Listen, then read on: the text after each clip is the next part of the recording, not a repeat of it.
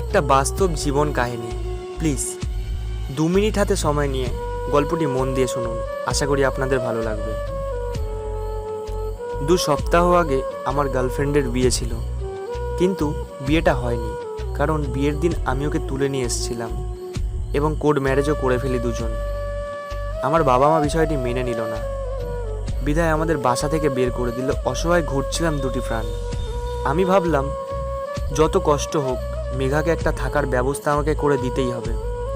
হাতে কিছু টাকা ছিল, ওই টাকা দিয়ে একটা মহিলা মেসে তুলে দিলাম। আমার কাছে প্রায় সব টাকাই শেষ।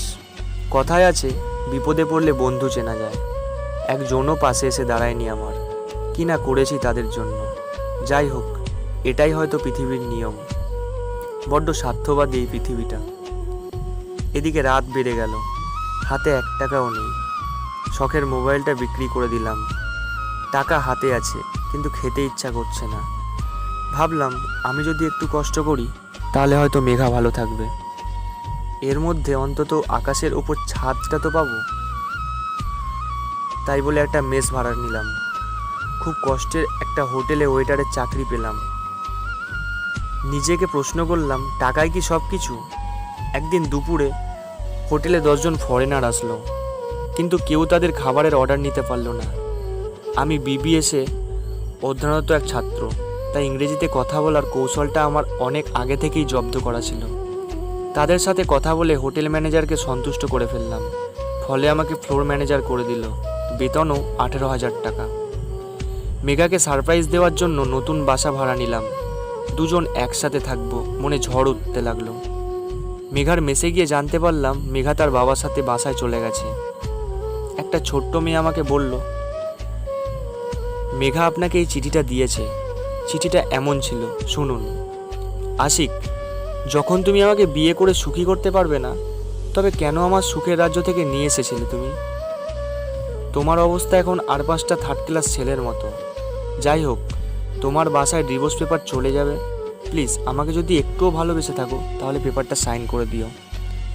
নির্বাক দৃষ্টিতে তাকিয়েছিলাম ওই চিঠির দিকে। মাত্র 10টা দিন কষ্ট করতে পারলো না। ব্যর্থতা আমারই ছিল। আমি একটা অপদার্থ ছেলে। মেঘাকে ভালোবেসে নিজের জন্মদাতা পিতামাতাকে ছেড়ে চলে এসেছিলাম। প্রতিদানে কী বা পেলাম? ক্ষুধার্ত পেট, শ্রমিকের মতো জীবনযাপন। আজ সেই মেয়েটির বিয়ে, শুনছি নাকি ছেলের অনেক টাকা। টাকার ভিড়ে হয়তো বা চাপা পড়ে যাবে আশিকি ছেলের নামে ছেলেটার আর্তনাদ। জীবনের সব কিছুই নির্ভর করবে টাকার উপর। যখন টাকা ছিল, মেঘা আশিকের ছিল। আজ টাকা নেই, মেঘা অন্য কারো। আমরা চাই না এই মেঘাদের। আসুন মন থেকে ভালোবাসি, ভালোবাসাকে ভালোবাসি, কারো শরীরটাকে না। এই কারণে আমি কোনো মেয়েকে বিশ্বাস করতে পারি না, যারা একটু কষ্ট করে বলে ভালোবাসার মানুষটাকে পর করে দেয়।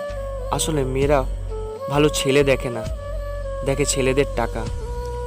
100% মেয়ে মধ্যে 99% মেয়ে খোঁজে শুধুমাত্র টাকা, ভালো মনের মানুষ খোঁজে না। শুনেছি নাকি টাকা না থাকলে ভালোবাসা জানলা দিয়ে পালিয়ে যায়। আসলে কি কথাটা ঠিক? এই গল্পটি কেমন লাগলো কমেন্ট করে জানাতে ভুলবেন না।